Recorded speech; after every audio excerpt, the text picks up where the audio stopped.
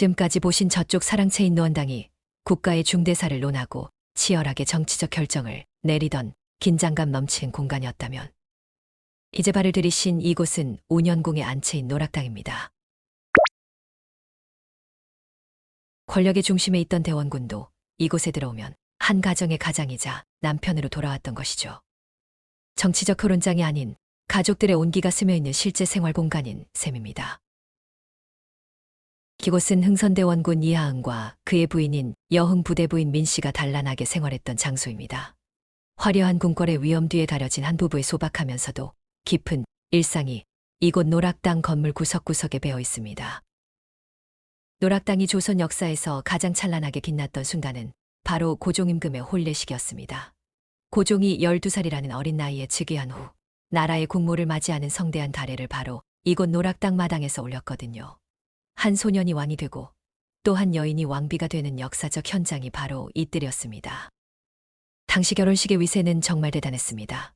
무려 1600명에 달하는 하객들이 구름처럼 몰려들었고 그들이 타고 온 말만 해도 700마리가 넘었다고 합니다.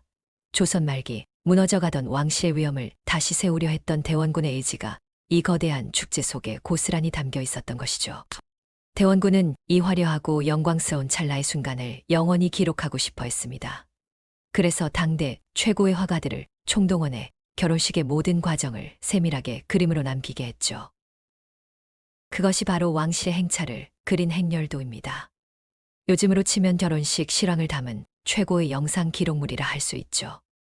이곳 운현궁에서 시작된 행렬이 창덕궁 같은 큰 궁궐로 향하는 모습은 그야말로 장관이었습니다. 그림 속에는 수많은 인파와 깃발, 그리고 국왕의 위엄이 담겨 있지만 그 이면에는 이 모든 판을 짠 설계자, 대원군의 자부심이 깃들어 있습니다. 재미있는 사실은 행렬의 배치입니다. 보통 왕이 가장 앞장서야 하지만 당시 그림을 보면 대원군 이하응이 왕보다 더 돋보이는 위치에 서 있었습니다. 이는 당시 대원군의 권력이 임금의 권위를 압도하고 있었음을 보여주는 아주 상징적인 장면입니다. 기성대한 잔치는 단순한 축제가 아니었습니다. 대원군은 미국이나 영국 같은 서구 열강들에게 조선 왕실의 건재함을 과시하려 했습니다. 우리는 여전히 이렇게 강력하고 화려한 문화를 가진 나라다라는 것을 온 세상에 보여주는 일종의 정치적 퍼포먼스였던 셈입니다. 이 넓은 안채를 관리하고 부부의 생활을 돕기 위해 얼마나 많은 사람이 샀을까요? 당시 기록에 따르면 무려 100명이 넘는 사람들이 이곳 노락당에 머물렀다고 합니다.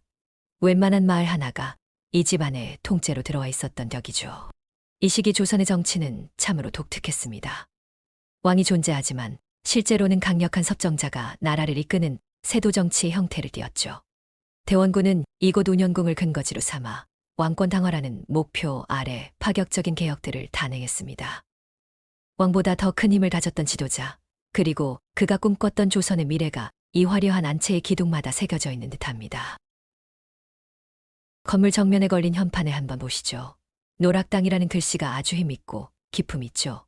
이 글씨의 주인공은 바로 조선 최고의 예술가 추사 김정희입니다. 하지만 여기에는 흥미로운 비화가 있습니다.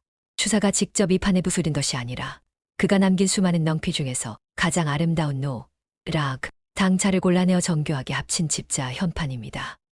마치 요즘 우리가 폰트를 조합해 디자인하듯 대원군은 추사에 대한 존경심을 담아 최고급 글자들을 수집해 이 현판을 완성한 것이죠. 글자 하나하나를 찾아내고 배열하며 정성을 들였을 그 집요함에서 대원군이 이 건물에 가졌던 남다른 애착을 엿볼 수 있습니다. 이 현판 자체가 하나의 거대한 예술적 프로젝트였던 셈입니다. That doesn't mean anything this time. What's written there? What does it mean? 저기 무슨 의미예요? 저기 원래 저기 당선판 이름이? Chinese word. 늙을 노라의 즐거울 랑크입니다. 즉 5년을 즐겁게 보내는 집이라는 뜻이죠. 아들을 왕으로 세운 아버지가 이제 나는 생은 이곳에서 편안하고 즐겁게 마무리하고 싶다는 소망을 담은 이름입니다. 아, 노후를 즐기는 곳이군요. 150년 전 대원군도 현대인들처럼 행복한 은퇴 생활을 꿈꿨다니 정말 친근하게 느껴져요. 이름이 참 낭만적이네요. 맞아요. 하지만 실제로 대원군은 이곳에서 쉬기보다 훨씬 더 치열한 정치를 이어갔으니 이름과는 조금 다른 삶을 살았던 셈이죠. 기재 노락당 담장 너머를 한번 보실까요? 저기 이질적인 서양식 건물이 보이죠. 바로 양관입니다. 프랑스 르네상스 양식으로 지어져 겉보기엔 화려하지만 일제강점기의 아픈 역사가 서려 있습니다. 일본인들은 대원군의 손자인 이준용을 위해 지어준다고 생색을 냈지만 실은 더 음흉한 목적이 있었습니다. 높은 양관 창문을 통해 이곳 운현궁 안뜰을 훤히 내려다보며 대원군 가문의 움직임을 24시간 감시하려 했던 것이죠. 화려한 서양식 건물이 실제로는 운현궁을 조여오는 일본의 거대한 눈이었던 셈입니다. 현재 저 건물은 사적 재단인 덕성여자대학교의 소유입니다. 그래서 우리가 직접 들어갈 수는 없지만 멀리서 바라보는 것만으로도 시대의 변화와 아픔을 동시에 느끼게 하죠. 저 멋진 서양 건물을 지금도 학생들이 사용하나요? 내부가 너무 궁금해요.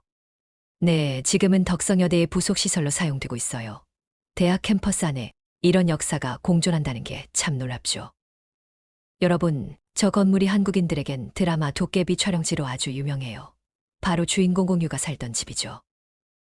오, 여러분, 여기가 바로 전 세계를 뒤흔든 K드라마 도깨비의 촬영지래요. 저 건물 안에서 공유가 도깨비로 살았답니다. 공유요? 제가 정말 좋아하는 배우예요. 오징어 게임에서 딱지 치던 그 멋진 남자 맞죠? 저 집이 바로 그의 집이었다니 너무 신기해요. 저도 나중에 공유처럼 멋지게 나이 되고 싶네요. 이곳에 오니 역사뿐만 아니라 한국의 대중문화까지 한 번에 만난 것 같아 정말 영광이에요. 다들 드라마 이야기에 눈이 번쩍 뜨이시는군요. 자, 이제 도깨비의 집을 뒤로하고 우리는 다시 운현궁의 또 다른 보물 1호당으로 발길을 옮겨보겠습니다. 600명의 가래 인파와 도깨비의 낭만이 교차했던 이곳 노락당의 마당을 이제 떠납니다.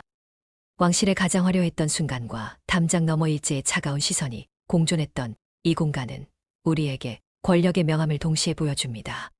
자, 이제 운현궁의 가장 깊숙한 곳, 안주인들의 지혜와 비밀이 숨어있는 마지막 보물 1호당으로 함께 향해 보시죠.